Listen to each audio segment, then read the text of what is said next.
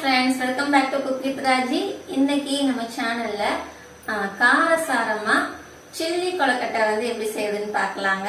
இன்னைக்கு நான் சில்லி கொழுக்கட்டை செய்ய போறேன். வாங்க பார்க்கலாம். இதுக்கு ஃபர்ஸ்ட் நம்ம என்ன பண்ணணும்னா ஸ்டவ்ல தண்ணி பாத்திரத்தை வச்சு தண்ணி சூடு பண்ணிக்கலாங்க. அரிசி மாவு வந்து நம்ம பிசையணும். அரிசி மாவு பிசைறதுக்கு தண்ணி சுடு தண்ணி வச்சுட்டோம்னா அது நல்லா உருண்டை தட்டுறதுக்கு நல்லா வரும்.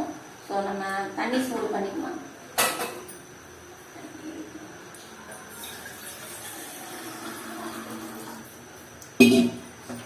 ரொம்ப கொதிக்க வைக்கணும்னு நல்லா இல்லை, தண்ணி வந்து நல்லா சூடானா போதும். தண்ணி சூடாகிறதுக்குள்ள நம்ம அரிசி மாவு தேவையான அளவுக்கு எடுத்துக்கலாங்க. வந்து ஒரு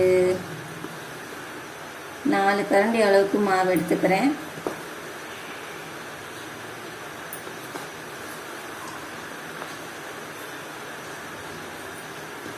நாலு கரண்டி மாவு எடுத்துருக்கேங்க. இந்த மாவுல நம்ம டேஸ்ட்டுக்கு லைட்டா உப்பு போட்டுக்கலாம்.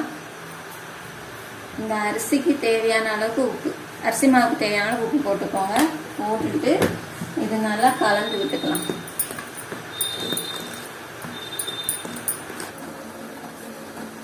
தண்ணி கொதிக்கிற அளவுக்கு வந்துச்சு. இந்த சூடு போதுங்க. இது நம்ம தேவையான அளவுக்கு தண்ணி ரொம்ப ஊத்திடாம கொஞ்சம் கொஞ்சமா ஊத்திட்டு பிணைஞ்சிக்கோங்க.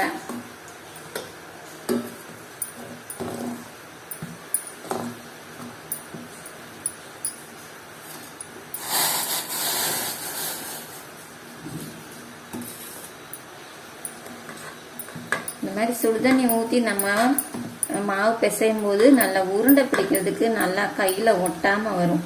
அதுக்காக தான் சூடாக இருக்கும் போதே கை வச்சு பிசையாதீங்க.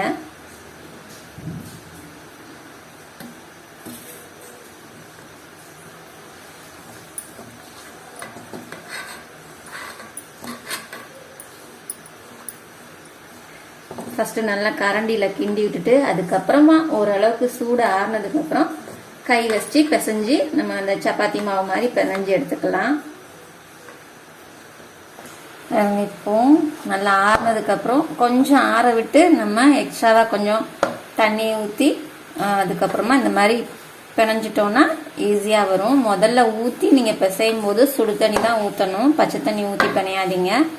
அதுக்கப்புறம் பிணையும் போது வேணா லைட்டா பச்சை தண்ணி ரொம்ப சேர்க்க வேணாம், கொஞ்சமா கையில சூடு தாங்கிறதுக்காக பச்சை தண்ணி லைட்டா தொட்டு தொட்டு அதுக்கப்புறம் நீங்க இந்த மாதிரி பிசைஞ்சிட்டீங்கன்னா உங்களுக்கு ஈஸியா வந்துடும்.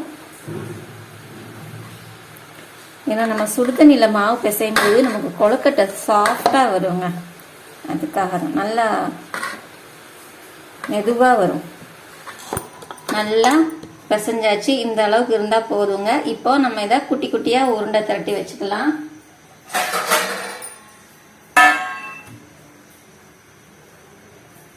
ரவுண்ட் ரவுண்டா எல்லாம் ஒரே சைஸ்ல உருண்டை பிடிச்சி வச்சுக்கோங்க. பாருங்க, இந்த மாதிரி பால் குட்டி குட்டி பால் மாதிரி உருட்டி வச்சுக்கோங்க.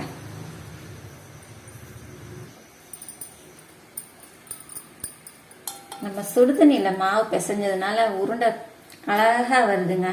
நல்லா சாஃப்டாவும் வருது, கையில ஒட்டாம வரும். இந்த பாருங்க, பச்சை தண்ணியில மாவு பிசைஞ்சோம்னா கையில ஒட்டும், இதுனா கையில ஒட்டாம வரும்.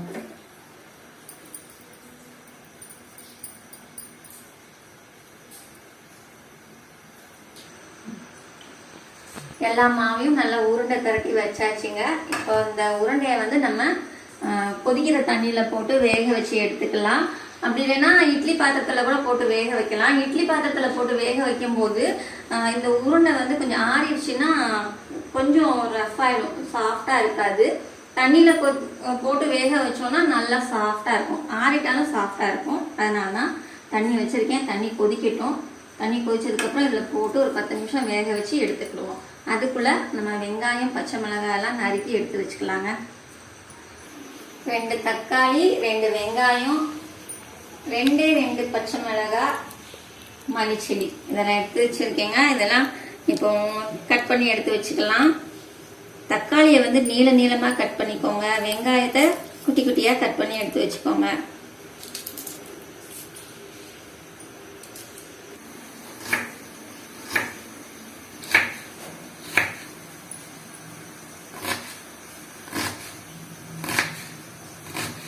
தண்ணி கொதிச்சிருச்சு.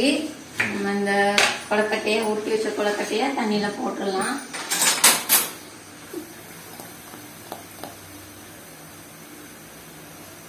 மொத்தமா போடாதீங்க, மொத்தமா போட்டீங்கன்னா தண்ணி தெரிச்சிரும். இப்படி ஒன்னொன்னா எடுத்து போடுங்க. ஆமாங்க, நான் இதுக்கு குக்கிங் வீடியோக்கு எடுக்கிறேம்மா, டிஸ்டர்ப் பண்ணிட்டு இருக்கு.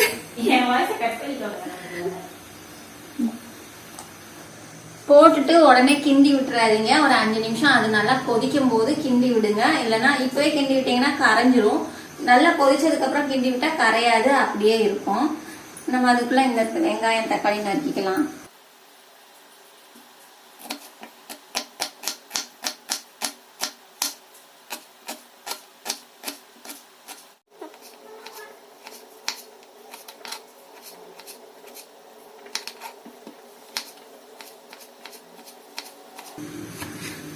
இங்க என்னம்மா ஜானுமா, என்னடா தக்காளி வேணுமா உங்களுக்கு? தரேன்.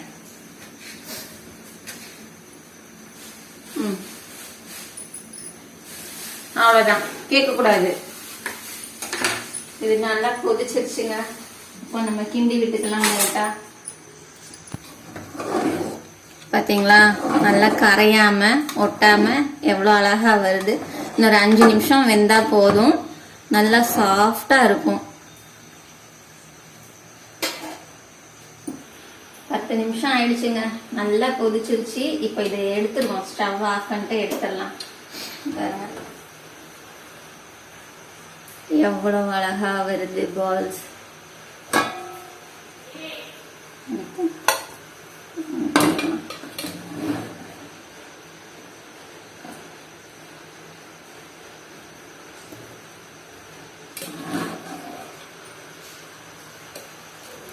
அரிசி கொலக்கட்டை ஸ்மெல் சூப்பரா வருது.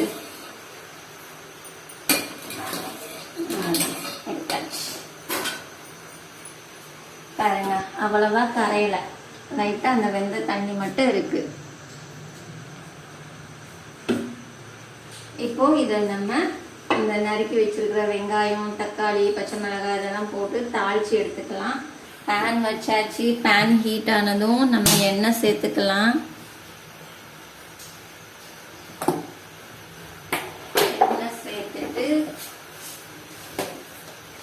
எண்ணெய் ஊற்றினதுக்கு அப்புறம் எண்ணெய் சூடாகவும் கடுகு போட்டுக்கலாங்க.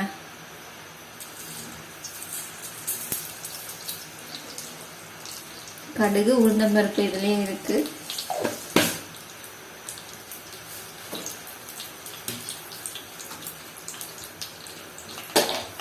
கடலைப்பருப்பு வேணும்னா போட்டுக்கலாம். நான் சும்மா 2 கடலைப்பருப்பு போட்டேன் போதும். கருவேப்பிலைய கொஞ்சம் தாராளமாவே உருவிக்கலாங்க.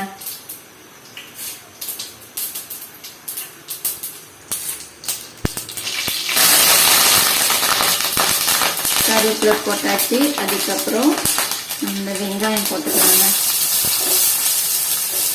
வெங்காயம் நான் 2 பச்சை மிளகாய் தான் போட்டுக்கிறேன். வேணும்னா பச்சை மிளகாய் போட்டுக்கலாம், வேண்டாம்னா இல்லை. ஏன்னா காரத்துக்கு நம்ம இது மிளகாய் தூள் சேர்த்துக்கலாங்க. அப்பதான் குழந்தைங்களுக்கெல்லாம் சாப்பிட்றதுக்கு இந்த பச்சை மிளகாய் கடிச்சா காரமா இல்லாம மிளகாய் தூள் போடும்போது ஈவனா இருக்கும், காரம் ரொம்ப தெரியாது. பச்சை மிளகாய் போட்டா கொஞ்சம் காரமா தெரியும் கடிக்கும்போது. உங்களுக்கு பச்சை மிளகாய் வேண்டாம்னா அவாய்ட் பண்ணிக்கோங்க, அது பச்சை மிளகாயை ஸ்கிப் பண்ணிக்கோங்க. இது கொஞ்சம் நல்லா வேகட்டும். இந்த இப்போ நம்ம உப்பு, இதுக்கு வெங்காயம் வேகிறதுக்கு உப்பு போட்டுக்கலாங்க. ஆல்ரெடி கொலக்கட்டைக்கு நம்ம மாவுலேயே உப்பு போட்டுருக்கோம் இல்லையா, அதனால இதுல வெங்காயத்துக்கு தேவையான உப்பு மட்டும் போட்டுக்கிட்டா போதும். வெங்காயத்துக்கு மட்டும் ஒரு 1/4 ஸ்பூன் உப்பு போடுறேன்.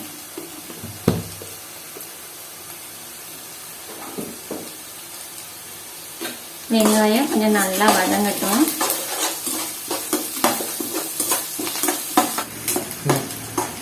வெங்காயம் வதங்கிருச்சுங்க. இப்போ இதுல தக்காளி சேர்த்துக்கலாம்.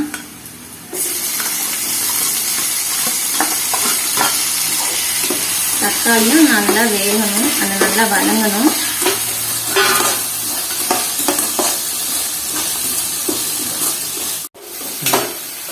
பாருங்க. இப்போ இந்த கொழுக்கட்டை கொஞ்சம் ஆறிடுச்சு. தொட்டு பார்த்தா பாருங்க எவ்வளோ நல்லா சாஃப்டா இருக்கு. நம்ம இட்லி பாத்திரத்துல வேக வைக்கும் போது இந்த சாஃப்ட்னஸ் வராதுங்க. அதனால தண்ணியில போட்டு கொதிக்க வைங்கன்னு சொன்னேன். கொஞ்சமா மிளகாத்தூள், அப்புறம் கொஞ்சமா மஞ்சத்தூள். உப்பு காரம் அன்னைக்கு போட்டு வச்சிருந்தீங்க இருக்கா? உப்பு காரம் அது எங்க இருக்குன்னு கிண்ணத்துல போட்டு வச்சிருந்தேன். தெரியல, அது காலி ஆயிடுச்சு. இப்போ உப்பு காரம் போட்டு வதங்கியாச்சுங்க. வதக்கியாச்சு. இப்போ இந்த கொழுக்கட்டைய போட்டு தாளிச்சுக்கலாம்.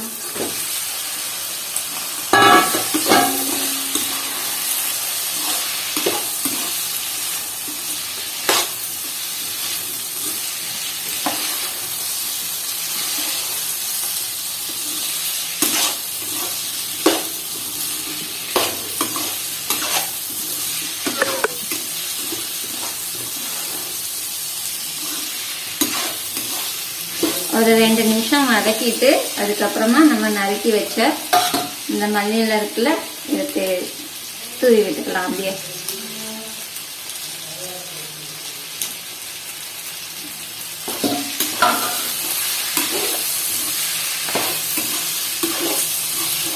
அவ்வளவுதாங்க. மல்லி இலை போட்டுட்டு ஒரு 1 நிமிஷம் வதக்கி விட்டுட்டு அப்புறமா நம்ம ஸ்டவ் ஆஃப் பண்ணிடலாம். அவ்வளவுதான்.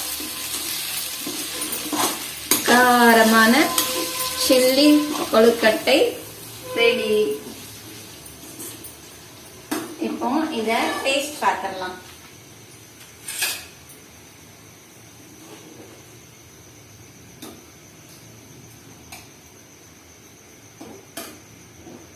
சூடா இருக்கு,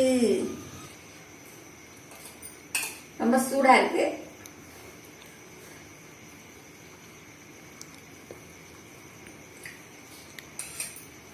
சூப்பரா இருக்குங்க, செம்மையா இருக்கு. ஈவினிங் ஸ்நாக்ஸுக்கு இதை செஞ்சு கொடுங்க, குழந்தைங்களுக்கு நல்லா விரும்பி சாப்பிடுவாங்க. உப்பு காரம்லாம் உங்களுக்கு எவ்வளவு தேவையோ அந்த அளவுக்கு நீங்க போட்டுட்டு நீங்க செய்யலாம். சில்லி கொழுக்கட்டைன்றதுனால கொஞ்சம் காரம் அதிகமா சேர்த்துக்கோங்க, அப்பதான் நல்லா இருக்கும். மழை நேரத்துல இந்த ஸ்நாக்ஸ் வந்து சூப்பரா இருக்குங்க, செஞ்சு பாருங்க. வீடியோ பிடிச்சிருந்தா வீடியோக்கு லைக் பண்ணிருங்க. அப்புறம் நம்ம சேனலுக்கு இன்னும் சப்ஸ்கிரைப் பண்ணாம பார்த்துட்டு இருக்கீங்கன்னா உடனே சப்ஸ்கிரைப் பண்ணிக்கோங்க. மறுபடியும் அடுத்த வீடியோல அடுத்து வேற இன்னொரு டிஷ்ஷோட பார்க்கலாங்க. பாய்.